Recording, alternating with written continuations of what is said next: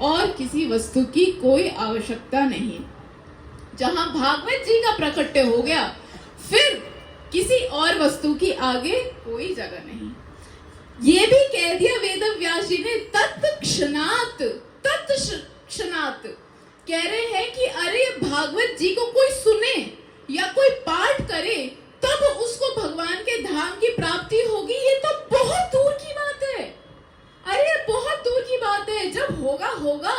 वेद व्यास जी कह रहे हैं कि कहीं भागवत का सप्ताह हो रहा है, भागवत की कथा हो रही है और आपके हृदय में शुद्ध भाव आया है कि मेरी वहां जाने की इच्छा है, केवल इच्छा हुई, उसके लिए भी कह दिया कि अरे अभी तो सुनी नहीं है भागवत, अभी केवल इच्छा हुई है हृदय में कि मैं भागवत की कथा को सुन लूं, तब वेद व्यास जी कहते हैं तत्क्षणात, अरे उसी समय भगवान आपके हृदय में विराजमान हो जाते हैं। ऐसी है ये भागवत जी, ये भागवत जी। फिर तीसरे श्लोक में कहा, निगम कल्पतरो और गलितम फलम शुक मुखाद अमृत द्रव संयुक्तम पिबत भागवतम रसम आल्यम मुहुर अहो रसिक भुवि भावुका। कहा, अब निमंत्रण दे रहे हैं, हम बता रहे हैं अरे भागवत है कैसी। निगम कल्पतरु गलितम फलम, मानो कि पूरा शास्त्र जो है पूरा वृक्ष के समान है। वृक्ष का सार क्या है? क्या है? उसका फल, उसका फल, वृक्ष का सार उसका फल है। उसमें भी कह रहे हैं गलितम फलम, अरे एक फल पेड़ पे लगता है, एक फल पेड़ पे लगा लगा पक जाता है, वो उसमें बड़ा आनंद है, उसमें जो टेस्ट आता है ना, उसमें मिठास आती है, वो अलग ही है। कह रहे हैं ये जो भागवत जी है, ये शास्त्रों में भी गलितम फलम, वो पका हुआ फल है, और उसमें भी कैसा? शुक मुखाद। हाँ, कहते हैं ना कि जिस फल में तोता मुंह मार जाए वो बहुत मीठा होता है, बहुत मीठा। या फिर ऐसे कह लो कि वो फल ही बहुत मीठा होता है जिसमें तोता मुंह मारता है, उसको पता होता है। कहने का अर्थ कि शुक मुखाद, अरे ये भागवत जी एकदम गलितम फलम, वो पका हुआ फल, रस से भरा हुआ फल है। उसमें भी शुकदेव गोस्वामी ने जब अपने मुख से इसको कह दिया तो ये मधुराति मधुर हो गया, मधुर में भी और मधुर हो गया। फिर कहा, पिबत भागवतम रसम आल्यम, अरे इस भागवत को पीते रहो, पीते रहो, पीते रहो। देखो, पीने के लिए कहा, खाने के लिए नहीं कहा। इस बात को समझना। क्यों? पीना बड़ा आसान है, खाने में मेहनत लगती है। हाँ, एक ना बड़ा ही सुंदर उदाहरण देते हैं हमारे गुरुजन। कहते हैं एक बार एक ब्राह्मण था, अपना थोड़ा बहुत कर आकर के जो कार्य था गृहस्थियों के वहां से आया, उसकी पत्नी ने उसके लिए बड़ा ही सुंदर व्यंजन बना करके रखा, सब कुछ बना करके रखा, उसके आगे परोस भी दिया। ब्राह्मण बड़ा थका हुआ, पत्नी आज कहती है कि चलो मैं आपको खिला देती हूँ अपने हाथ से। अब ब्राह्मण बैठा है, सामने भोजन की थाली है, पत्नी बैठी है सामने की तरफ, अपने हाथ से एक एक निवाला तोड़ करके खिला रही है और दूसरे हाथ से पंखा कर रही है। अब ये ब्राह्मण बैठा बैठा खा रहा है, लेकिन इसको पसीने आ रहे हैं। इसकी पत्नी कहती है, हे ब्राह्मण देव, पति देव, एक बात पूछूं, बुरा नहीं मानेंगे तो पूछो पूछो। कहते 3 घंटे लगा करके भोजन मैंने बनाया, रसोई में इतनी देर खड़े रहना मुझे पड़ा, अब खिला भी एक हाथ से मैं रही हूँ और एक हाथ से पंखा मैं आपको कर रही हूँ, पसीने आपको क्यों आ रहे हैं? तभी ब्राह्मण कहता है, चबा कौन रहे, तेरा बाप? अरे चबाने में मेहनत नहीं लगती क्या? लगती है, चबाने में भी बड़ी मेहनत लगती है। देखो, इसका अर्थ क्या है? कह रहे हैं कि भगवत प्राप्ति के लिए और जितने भी कुछ उपाय करो, उन सब में बड़ी मेहनत है, बड़ी मेहनत है। तप करो, ध्यान करो, यज्ञ करो, दान करो, कुछ करो, बड़ी मेहनत। ऊपर से ये कलयुग का समय ऐसा, ऊपर से स्मृति ऐसी, देह ऐसा आलस से भरा, ना इससे तप होने वाला, कोई तप नहीं होने वाला। आने दो थोड़ी सी गर्मी, ये पंखा, इसमें भी बैठे बैठे ऐसे पसीने होंगे। अभी आप लोग बैठे हो, एक भी नहीं बैठा होगा, तप, जब ऊपर से सूर्यदेव तपाएंगे, नीचे से धरती तपाएंगी, पेट की अग्नि अलग तपाएगी, हाहाकार मचेगा। तप किसी के बस की नहीं है। तप व्रत किसी के बस की नहीं है। व्रत तपस्या का ही एक भाग है। हाँ, व्रत रखने को कहते हैं प्राण छूट जाते हैं। और उसमें भी वो वाला आता है ना, पांडव एकादशी वाला, निर्जला। अरे पूरे प्राण सूख जाते हैं वो एक निर्जला व्रत रखने में, सच बता रहे हैं। पूरे ऐसे बस। और जो कोई वो व्रत रख ले तो बस आज वो अपने एक बिस्तर से दूसरे, दूसरे से तीसरे, कभी गुस्सा कभी कुछ, हाय मैं मरा, हाय मरा, अभी यहीं से उठेंगी इनकी अर्थी, ऐसा लगता है। बिल्कुल नहीं रखा जाता। ऐसे हो जाते हैं कि बस कब मिले और लिस्ट बनानी शुरू कर देते हैं कि कल सुबह होते ही मुझे क्या खाना है, क्या खाना है। अभी तो 12 घंटे नहीं हुए व्रत रखे हुए। ये तो हालत है हमारी। कहाँ से रखे व्रत, कैसे करें तप नहीं कर सकते, ध्यान नहीं कर सकते, ध्यान भी नहीं कर सकते। ध्यान के लिए बैठो, एक बार ध्यान के लिए सबसे पहले तो ये फोन ही आएगा ध्यान भंग करने। और कभी बैठो ध्यान में, कभी बैठे हैं कोई? मुझे बताओ 1 मिनट से ज्यादा किसका ध्यान लगा होगा? मेरा तो 1 सेकंड नहीं लगता। 1 सेकंड आंखें बंद करते दिमाग में वो सब चीजें आती है। और उल्टा तो वो भी आता है जो फोन में लास्ट देखा होता है ना, इंस्टाग्राम को स्क्रॉल करते हुए वो भी आता है। आंखें बंद करते तो ये सारे दृश्य आते हैं। कहाँ से ध्यान लग रहा है? बैठा जाता नहीं है। ध्यान लगाने के लिए बैठना होता है। यहाँ 15 मिनट में, हर थोड़ी देर में घुटने सीधे करने हैं। ऊपर से ध्यान लगाने की एक पूरी परिपाटी होती है, पूरी एक प्रक्रिया होती है। यम, नियम, आसन, प्राणायाम, प्रत्याहार, धारणा, ध्यान, समाधि। ये जो ध्यान है ना, ये पूरे प्रोसेस की जो अष्टांग योग है उसकी 7वीं सीढ़ी पर है। उसकी पहली सीढ़ी बताऊं, वही हिल जाएंगे सारे। यम। यम माने कुछ ऐसी वस्तुएं, 10 वस्तुएं। भागवत जी के एकादश स्कंद में इसका वर्णन आया। यम, ऐसी 10 वस्तुएं जिनको हमें परित्याग करना है। उसमें से एक है चाय। अब बताओ तो किस पे लग रहा है ध्यान? चाय छोड़ना, लहसुन प्याज छोड़ना, मदिरा छोड़ना, तंबाकू सेवन ये सब छोड़ना, सिगरेट छोड़ना। अरे ये तो बहुत बेसिक, ये जो भी मैंने बताया ना, उन 10 कैटेगरीज है, उसमें से एक कैटेगरी है। 10 वो कैटेगरी अलग है पूरी। इसके ऊपर हम भागवत कर चुके हैं, एक बार आप सुन सकते हो। ये यम, इनको छोड़ना, ऐसी वस्तु इनको कहाँ छूट रहा है? कौन सा ध्यान फिर नहीं लगा सकते? फिर क्या? यज्ञ करें, यज्ञ करें। अरे यज्ञ करना बहुत अच्छा होता है, बहुत पवित्र होता है, बिल्कुल होता है। पर क्या भगवान की प्राप्ति कर सकते हो इससे? नहीं कर सकते। पंडित जी बताएंगे, यज्ञ की लिस्ट दे देंगे। जैसी यज्ञ की लिस्ट हाथ में है, वो यहाँ से लेकर के यहाँ तक है। इतनी उसमें सामग्रियां लिख दी है, यजमान के पसीने छूट रहे हैं। इतनी सामग्री पंडित जी, इतनी सामग्री, इतना तो घी चाहिए आपको, उसमें भी हलवे मेवे इतने चाहिए। अरे बाप रे, क्या करें? अरे यजमान आप डरो मत, एक काम करो, इसका 50% कर दो। सामग्री की लिस्ट वैसे ही 50%। उसमें भी यदि कोई करने जाए तो वो सामग्री शुद्ध नहीं है। वो सामग्री शुद्ध नहीं है। गाय शुद्ध नहीं है आज की डेट में, ना उसका दूध शुद्ध, ना घी शुद्ध। कौन सी सामग्री, कौन से मंत्र? अरे मंत्र के उच्चारण गलत है, मंत्र के उच्चारण गलत। कौन से सुबह कौन से शाम बोलना ये नहीं पता होते। कौन सा यज्ञ कर लेंगे?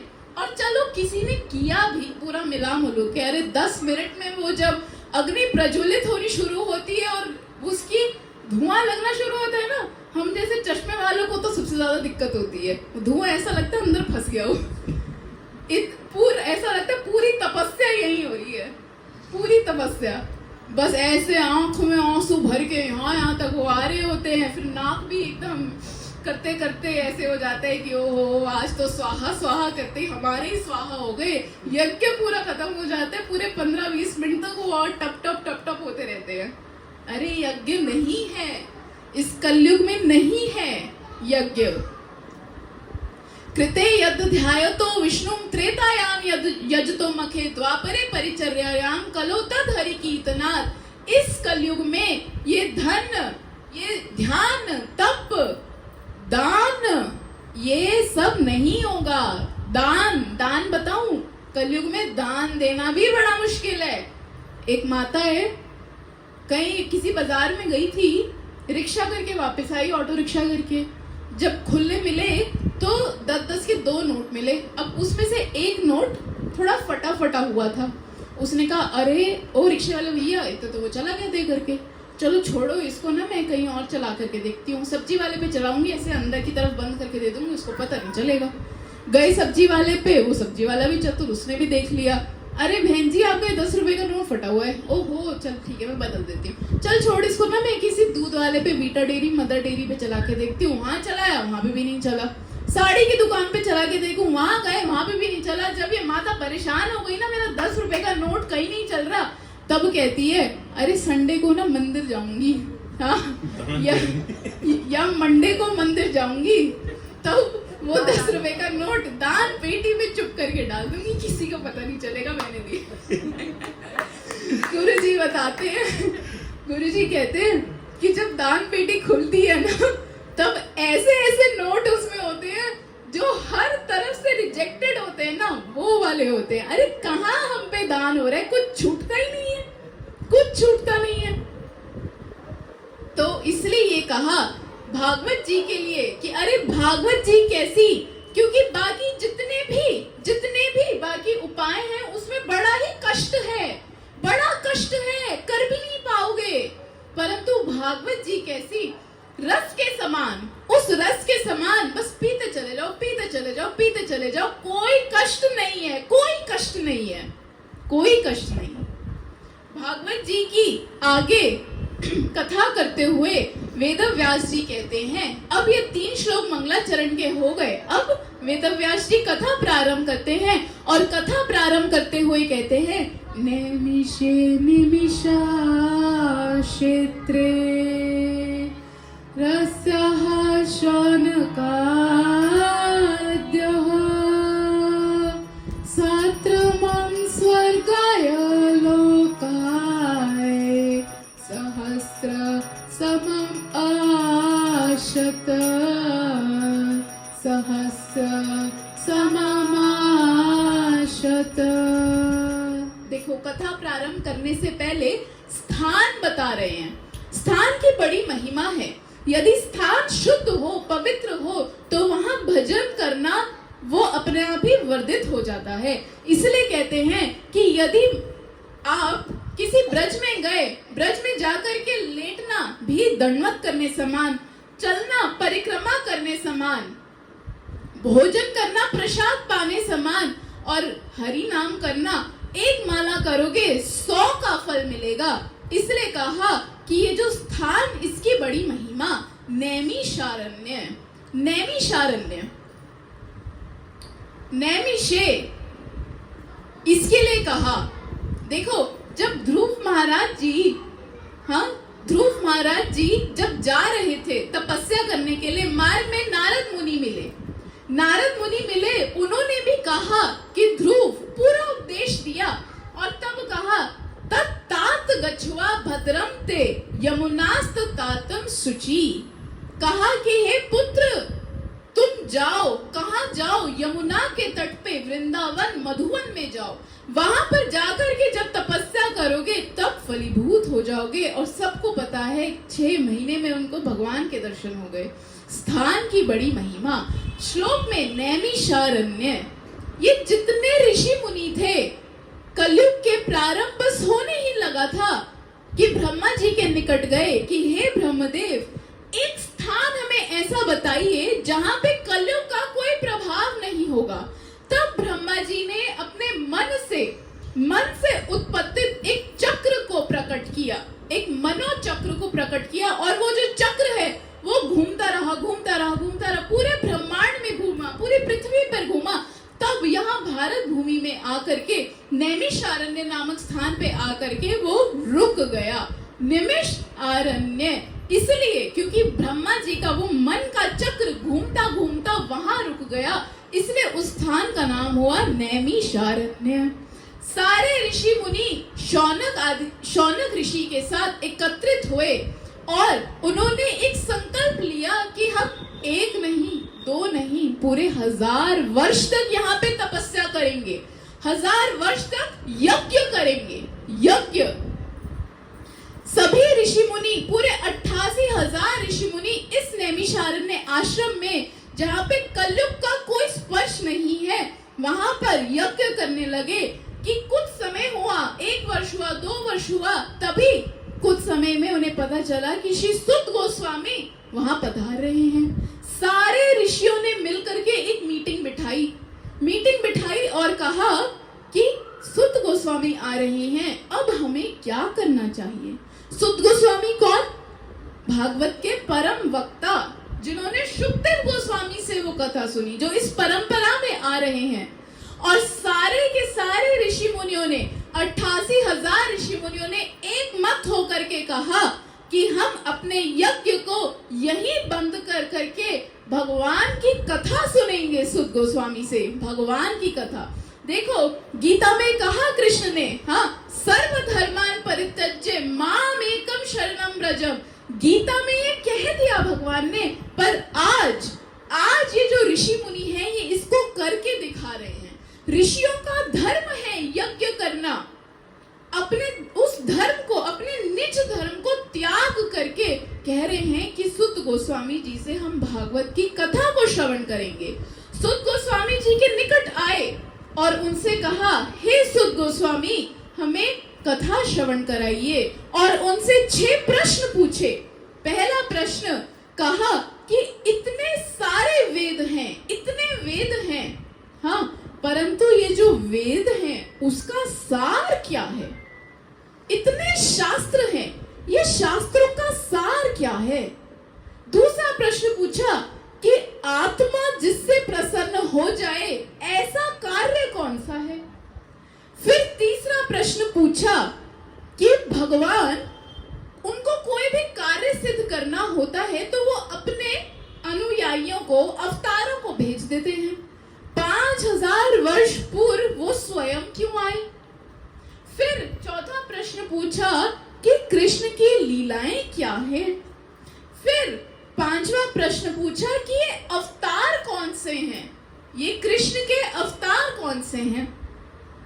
फिर छठा प्रश्न पूछा कि जब तक कृष्ण थे तब तक धर्म तो उनकी शरण में था, अब कृष्ण चले गए हैं तो धर्म किसकी शरण में गया? जब ये प्रश्न पूछे तब सुत गोस्वामी ये भागवत कथा कहने पर बाध्य हो गए। अरे प्रश्न हो तो ऐसे हो कि वक्ता बाध्य हो जाए उत्तर देने पर। ऐसे माइंडफुल प्रश्न, ऐसे प्रश्न नहीं कि जब शिव जी ने गणेश जी का गला काटा था तो गला कहाँ जाके गिरा था। अरे कहाँ जाके गिरा, उससे वहां जाके रिसर्च करनी है, उससे करना क्या है। प्रश्न भी ऐसे हो, माइंडफुल प्रश्न हो, प्रश्न भी ऐसे कि उत्तर देने वाला बाध्य हो जाए, और जब उत्तर देने लगे तो क्या तत्व उसमें निकाल करके रख दे, ऐसे उत्तर। जब सुत गोस्वामी जी ने ये प्रश्न सुने वो प्रसन्न हो गए और सर्वप्रथम भगवान के 24 अवतारों की कथा कहने लगे। 24 अवतार, सारे अवतार बता दिए, एक करके सारे अवतार बता दिए। और ये भी कह दिया कि वैसे तो भगवान के अवतार असंख्य हैं, असंख्य हैं। जिस प्रकार समुद्र में लहरें उठती है ना, कोई लहरों को गिन सकता है? कोई गिन सकता है? नहीं। उसी प्रकार भगवान के अवतार को कोई नहीं गिन सकता, कोई नहीं गिन सकता। अरे वो अभी भी अवतार ले रहे हैं। जब जब भक्त पुकारता है भगवान अवतरित हो जाते हैं। उदाहरण सूरदास जी एक दिन रात को कहीं से भजन कीर्तन करते हुए आ रहे थे, नेत्रहीन थे, देख नहीं सकते थे, गुप्त अंधेरा था, कोई था नहीं आसपास क्योंकि रात्रि का समय था। चल रहे थे, बस थोड़ा आगे चलते कि कुएं में गिर जाते। उस कुएं की कोई बाउंड्री नहीं थी, केवल अभी गड्ढा हो रखा था, उसका क्या कहते, चबूतरा नहीं बनाया हुआ था। कृष्ण देख रहे हैं, अरे मैं मेरे भक्त को गिरने कैसे दूं? गीता में कहा तो भगवान ने, ना अहम भक्त प्रणश्यति, अरे मेरे भक्त का कभी पतन नहीं होता, कभी नहीं होता। भगवान ने देखा कि बस ये 2 कदम और चला नहीं कि मेरा भक्त नीचे कुएं में गिर जाएगा, भगवान खुद अवतरित हो गए और वो किनकी, सूरदास जी की उंगली, मैं चेक कर रही हूँ आप लोग उठे नहीं उठे, हाँ, सूरदास जी की उंगली पकड़ ली और पकड़ करके यूं उनको घुमा दिया और बचा लिया। जब सूरदास जी को ऐसे उन्होंने पकड़ के वहां से हटा दिया, उनका मार्ग बदल दिया, तब सूरदास जी कहते, अरे पुत्र, इतनी रात को तुम यहाँ अकेले क्या कर रहे हो? किस गांव के हो? क्या नाम है तुम्हारा? तब ये जो भगवान आए थे, ये अपने भक्त को बचाने के लिए हाबड़ ताबड़ में आ तो गए थे, परंतु सोचा नहीं था कि बोलूंगा क्या। पूछ लिया किस गांव से हूँ, कौन सा गांव, झूठ भी नहीं बोल सकता, सत्य भी नहीं बोल सकता, क्या करूं। नाम, अरे इतने सारे नाम है, उसमें से भी बताऊं तो कौन सा बताऊं, और ना बताऊं तो भी नहीं चलेगा, बताऊं तो भी फंसूंगा, क्या करूं। तब भगवान पसीने पसीने हो गए, बिल्कुल पसीने पसीने हो गए, और इनका हाथ छुड़ा करके एकदम से भागे। और तभी इन्होंने, सूरदास जी ने तभी एक पद की रचना कर दी, हाथ छुड़ा के जात हो, निर्बल जाने मोह, हृदय छुड़ा कर जाओ तो, वीर बखानु तो, वीर बखानु तो। अरे मुझे अंधा समझ करके, मुझे निर्बल जान करके अपनी उंगली, हाँ, मेरी उंगली छुड़ा करके, मेरा हाथ छुड़ा करके गए हो, इसमें कौन सी शूरवीर वाली बात है? अरे मेरे इस हृदय से निकल के दिखाओ तो तुमको वीर मानूंगा। ये सूरदास जी ने रचना कर दी। कहने का अर्थ कि भगवान तो घड़ी घड़ी अवतरित होते रहते हैं, परंतु तब भी भागवत जी में भगवान के 24 मूल अवतार जो हैं उनका वर्णन आया। आइए इसका श्रवण करते हैं। किसी को जल्दी तो नहीं है, ज्यादा समय नहीं लेंगे। हाँ, हरे कृष्णा हरे कृष्णा, कृष्णा कृष्णा हरे हरे। देखो आज हमारे पास रिदम नहीं है, आपको ताली बजानी पड़ेगी। हरे राम राम राम हरे हरे, हरे कृष्णा कृष्णा कृष्णा हरे हरे, हरे राम राम राम हरे हरे, हरे कृष्णा कृष्णा कृष्णा हरे हरे,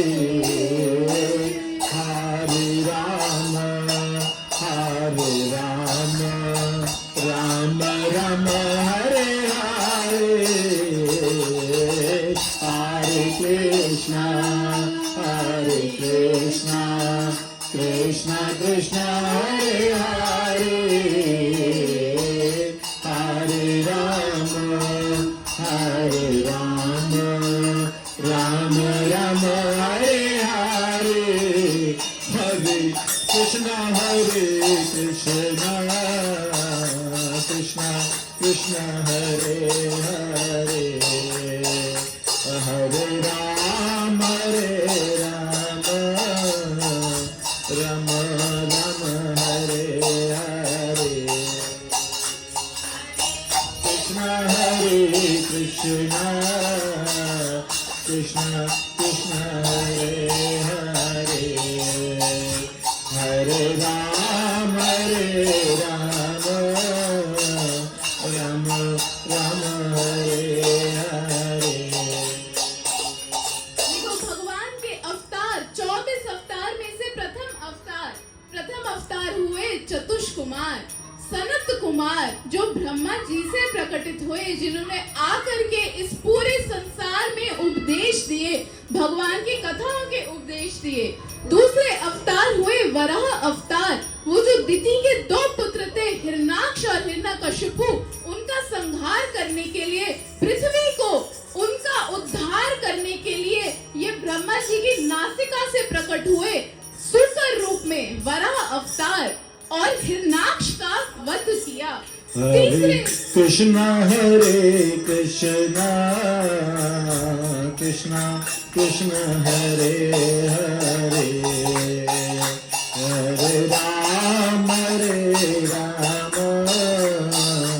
राम राम हरे हरे।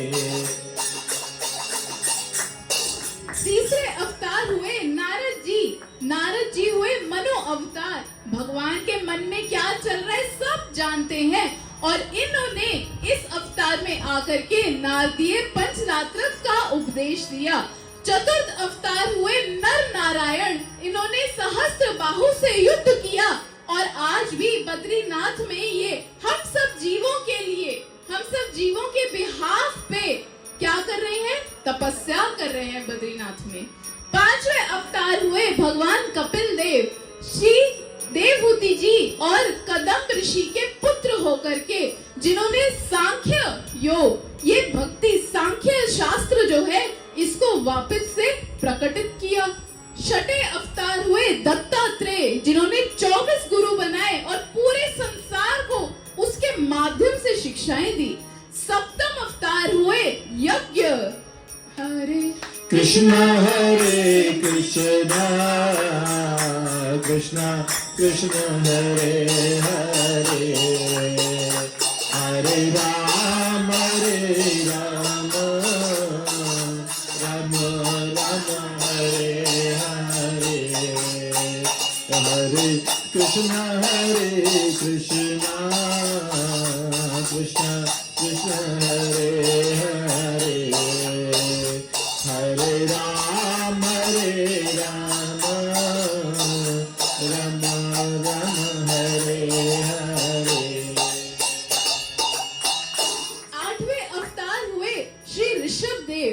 हाँ, ब्रह्मा के पुत्र हुए मनु, मनु के हुए प्रियव्रत, प्रियव्रत के हुए अग्निगर्भ, अग्निगर्भ के हुए नाभ, नाभि, नाभि के हुए ऋषभ, और ऋषभ जी के 100 पुत्र हुए, और अपने समस्त पुत्रों को सामने बिठा करके अपने पुत्रों के माध्यम से पूरे जगत को उपदेश दे रहे हैं कि अरे ये मनुष्य देह भक्ति करने के लिए हुआ है।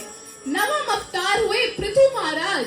इस वैण दैत्य के डर से, उसके पराक्रम से पृथ्वी ने अन्न जल औषधि देना बंद कर दिया था। तब भगवान पृथु महाराज के रूप में अवतरित हुए, धरती का पीछा किया। वो गैया के रूप में थी, उनका दोहन किया, और ये औषधि जल अन्न वापस से प्रकटित किया। 10वें अवतार हुए मत्स्य अवतार। मत्स्य अवतार में भगवान ने राजा सत्यव्रत के माध्यम से वापस से वेदों को प्रकाशित किया। 11वें अवतार हुए कच्छप।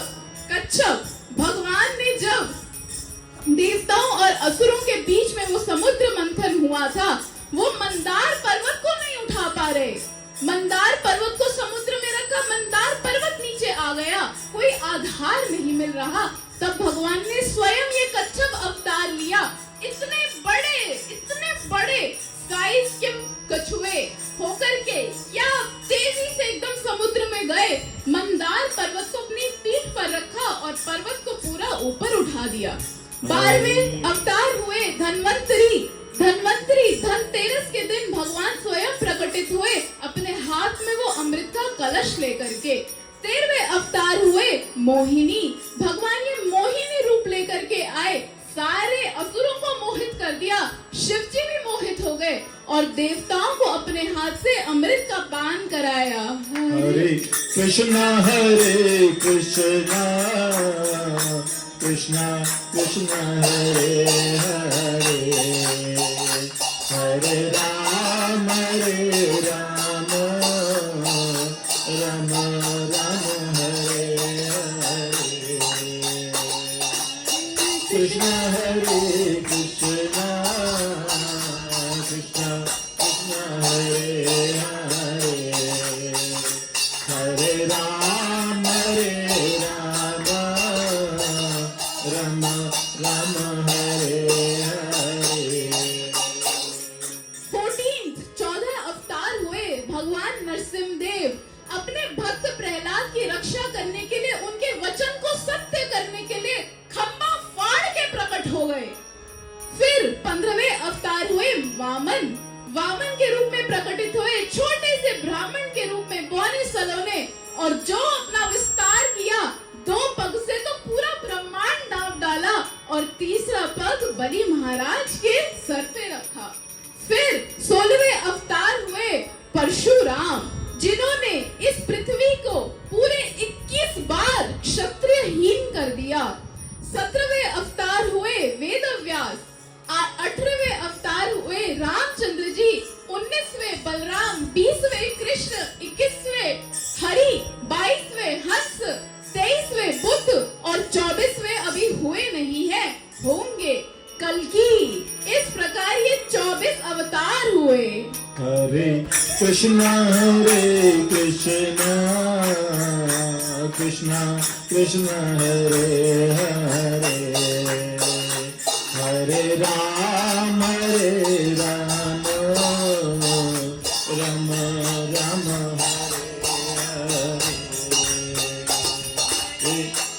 हरे कृष्णा कृष्णा कृष्णा हरे हरे हरे राम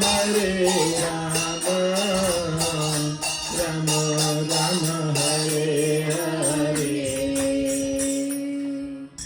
ये 24 अवतार, जिसमें से कल्कि अभी हुए नहीं वो होंगे। उनके बारे में वर्णना है कि जब इस कलयुग में अधर्म खूब बढ़ जाएगा, तब वे अधर्म का नाश करने के लिए हाथ में तलवार लेकर के श्वेत घोड़े पर सवार होंगे और सभी दुष्टों का संहार करेंगे। ये 24 अवतार की कथा अभी जो हमने गत सप्ताह में पूरे सप्ताह लगा करके की, 7 दिन में की, वो 7 मिनट में अभी सुना दी।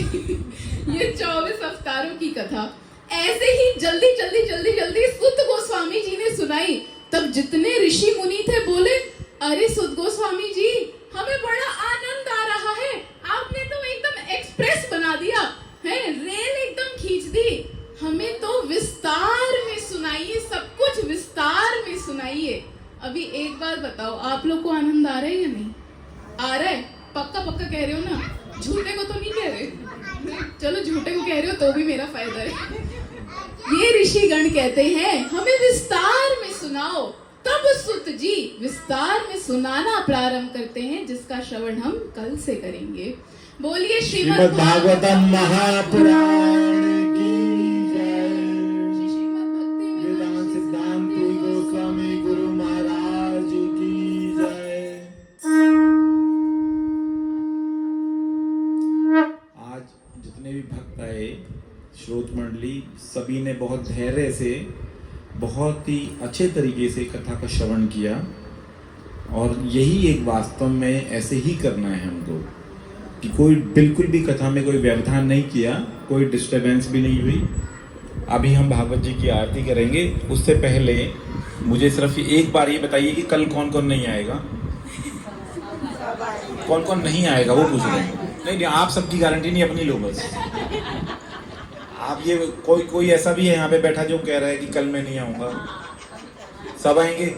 ठीक है, अभी सब लोग खड़े हो जाएंगे और आरती करेंगे, उसके बाद प्रसाद लेके जाएंगे। हरे कृष्णा। फैन ऑफ राजीव को बोलो, पीछे से जाके।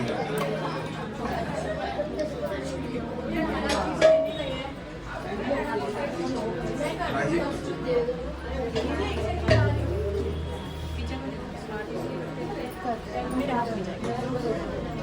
2 मिनट के लिए भी अगर खाली छोड़ दो ना, तो इतनी बातें शुरू हो जाती हैं, पता नहीं 2-2 घंटा चुप कैसे बैठ जाते हैं। सिर्फ 2 मिनट के लिए छोड़ दो खाली, बस तुरंत बातें शुरू।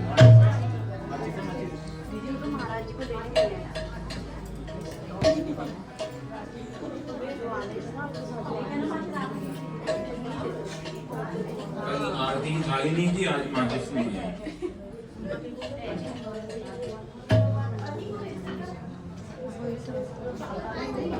अभी हम भागवत जी की आरती करेंगे, ठाकुर जी की नहीं कर रहे हैं अभी। जब ठाकुर जी की करेंगे तब उनको दिखाना है, अभी सिर्फ भागवत जी की आरती होगी। ठाकुर जी में और भागवत जी में कोई भेद नहीं है, ठीक है। भागवत जी की आरती करेंगे। आरती अति पावन पुराण गे,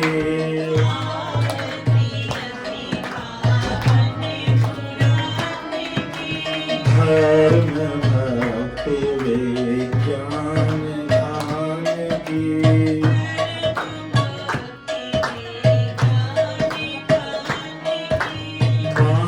महापुराण भागवत निर्मल,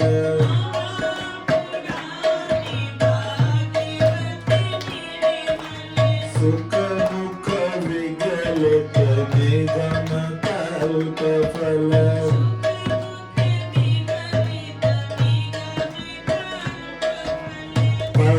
परमानंद सुधारस मयो फल,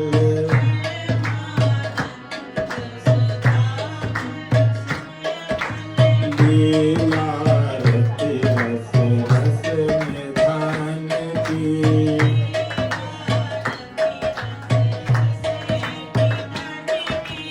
आरती अति पावन पुराण गे,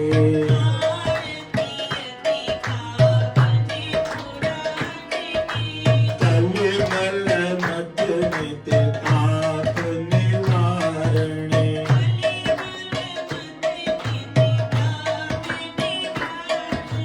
जन्म मृत्यु में भव भय हारिणे,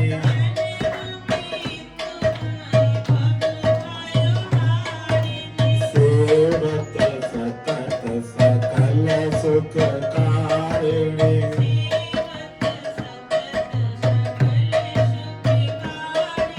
सुम औषधि हरि चरित गान की,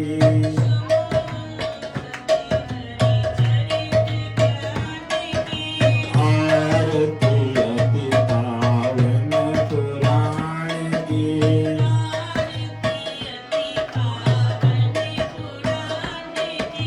विषय विलास विमोह विनाशिनी,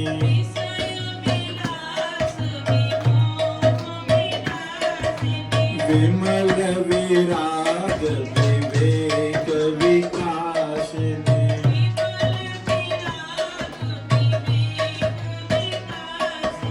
भगवत रहस्य प्रकाश। छीनो नहीं, आरती खाली छीनो नहीं, उल्टे हाथ से आरती नहीं करते। आरती अति पावन पुराण की,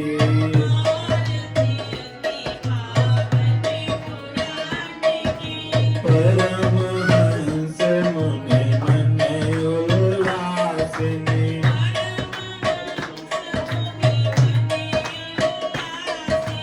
रसिक हृदय रस रास विलासिनी,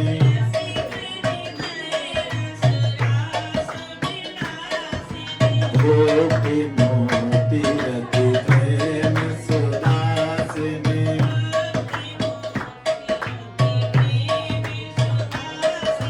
तथा अकिंचन प्रिय सुजानकी,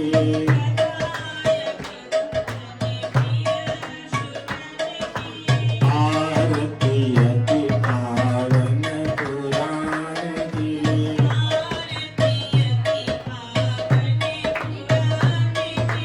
हरे कृष्णा कृष्णा कृष्णा हरे हरे,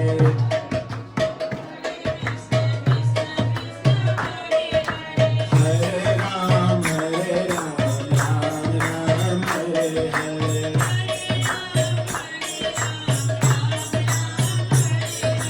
हरे कृष्णा कृष्णा कृष्णा हरे हरे, हरे राम राम राम हरे हरे,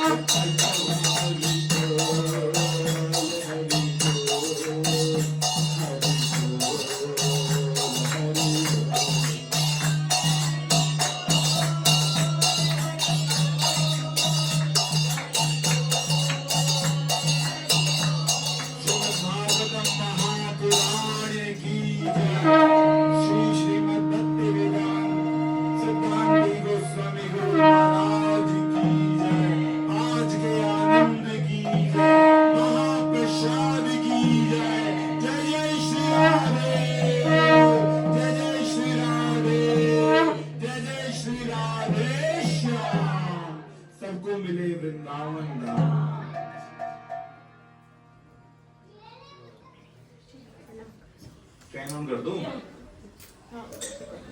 मैं कर देता हूँ। Camera off